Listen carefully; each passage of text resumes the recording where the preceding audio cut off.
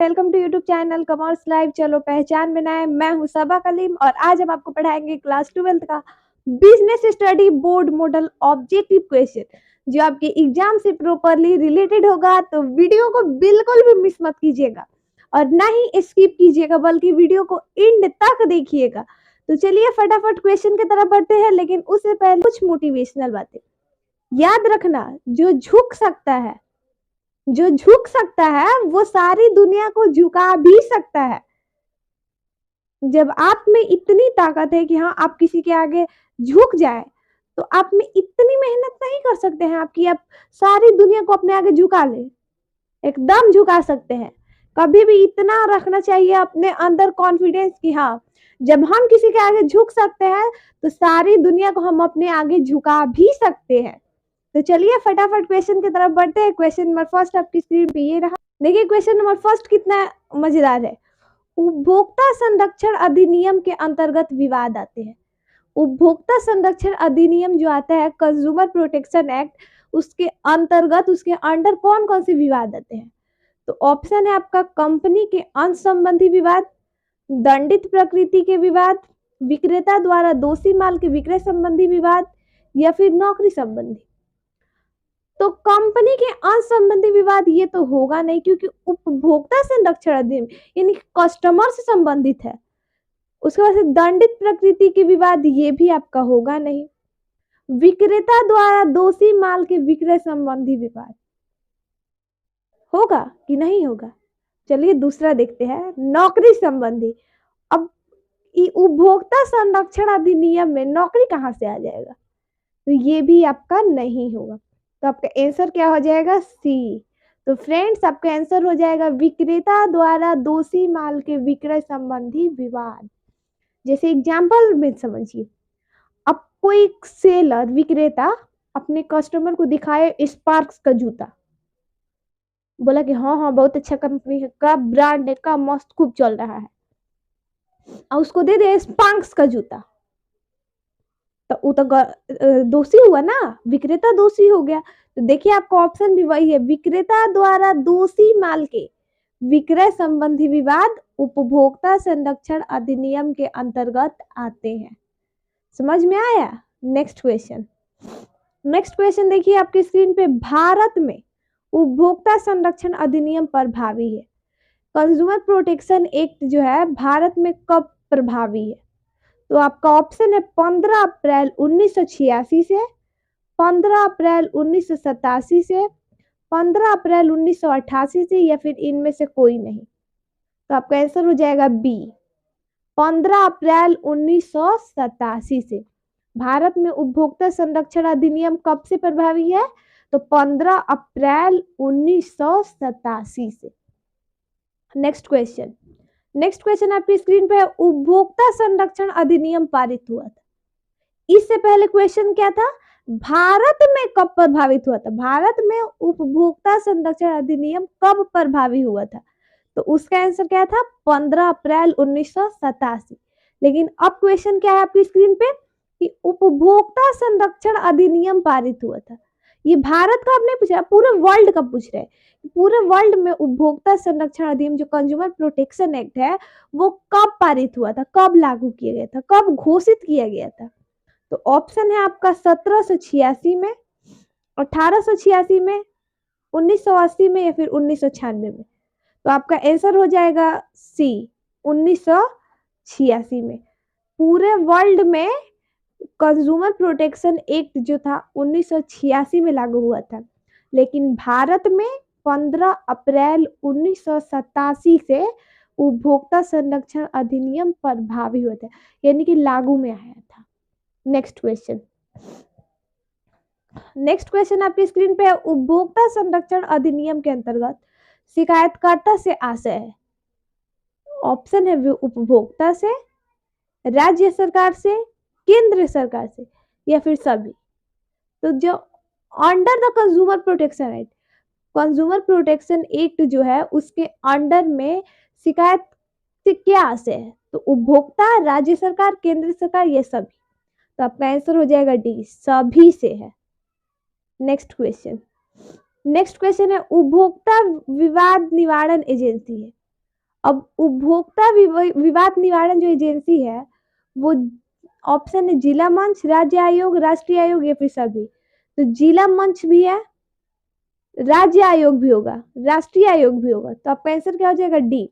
उपभोक्ता विवाद निवारण की एजेंसी कहाँ कहाँ है? जिला मंच एजेंसी है कौन कौन सा? तो जिला मंच, राज्य आयोग और राष्ट्रीय आयोग, तीनों इसके एजेंसी है। तो आपका आंसर क्या हो जाएगा? डी, ये सभी। नेक्स्ट क्वेश्चन, नेक्स्ट क्वेश्चन देखिए आपकी स्क्रीन पे। राष्ट्रीय आयोग उपभोक्ता विवादों का निपटारा कर सकता है। जो नेशनल कमीशन है वो किस कौन कौन से विवाद का निपटारा कर सकता है, कितना मतलब उसका चार्ज रहेगा, कितना उसके पूंजी तक वो कर सकता है उसका निपटारा। तो ऑप्शन है 50 लाख तक, 1 करोड़ तक, 5 करोड़ तक और 10 करोड़ से अधिक। तो इसका आंसर क्या हो जाएगा? डी, 10 करोड़ से अधिक। अब एग्जाम जब है आप लोग का, तो एग्जाम में तो इस क्वेश्चन को आप रटिएगा कि हाँ राष्ट्रीय आयोग उपभोक्ता विवादों का निपटारा कर सकता है 10 करोड़ से अधिक। अब आपको रटना पड़ेगा, तो एक ट्रिक देख लीजिए। ट्रिक हम आपको बता रहे हैं, उस पर याद कीजिए। देख रहे हैं आप इस क्वेश्चन में सबसे अधिक अमाउंट कौन सा है? सबसे अधिक अमाउंट यही है ना, 10 करोड़ से अधिक, सबसे अधिक अमाउंट यही है। तो आपका आंसर यही होगा।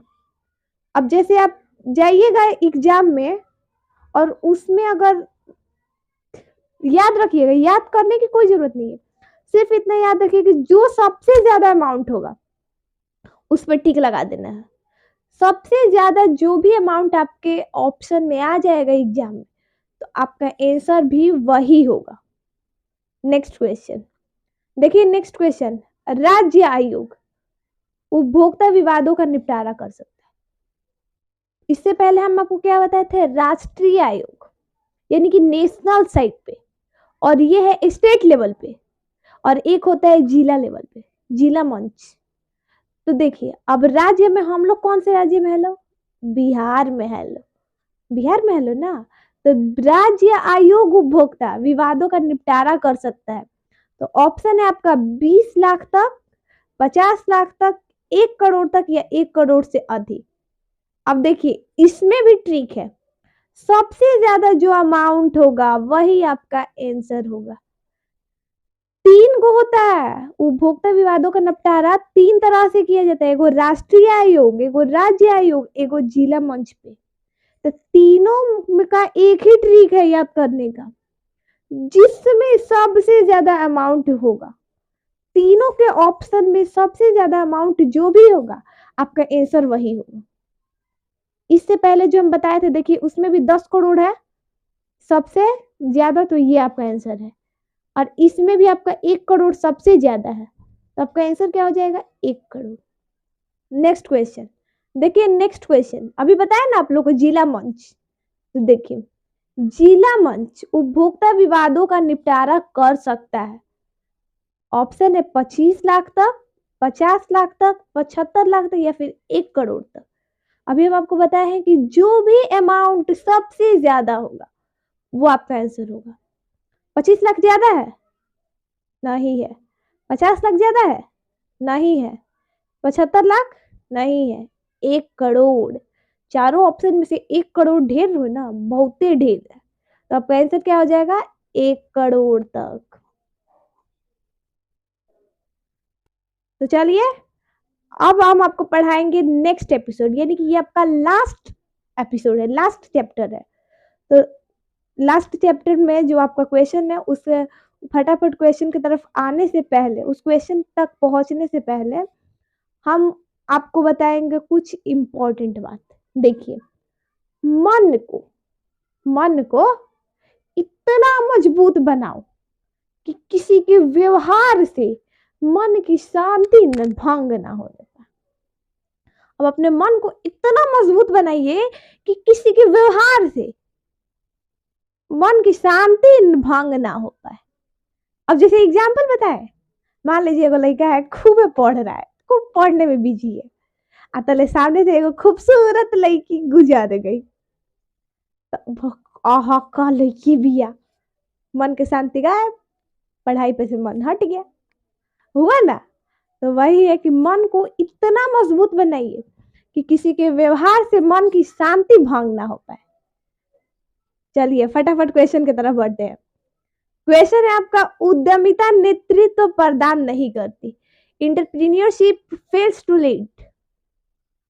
ऑप्शन है साझेदारी फर्म, नए निगम विभाजन, नवीन अनुदान उद्यम, उपरोक्त में से कोई नहीं। तो आपका आंसर होगा ए, साझेदारी फर्म। उद्यमिता जो होता है इंटरप्रीनियरशिप, वो साझेदारी फर्म का नेतृत्व प्रदान नहीं करती है।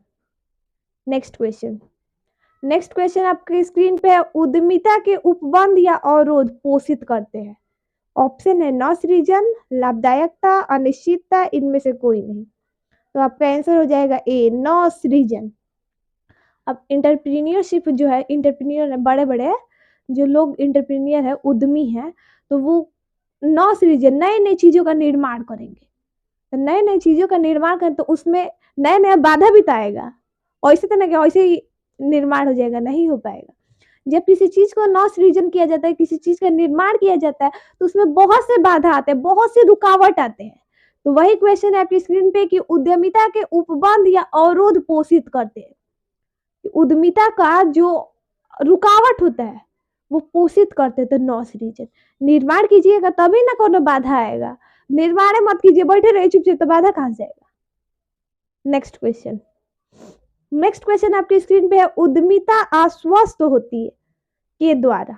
ऑप्शन है सहायक, बृहदाकार फर्म, मध्यम फर्म या फिर लघु फर्म।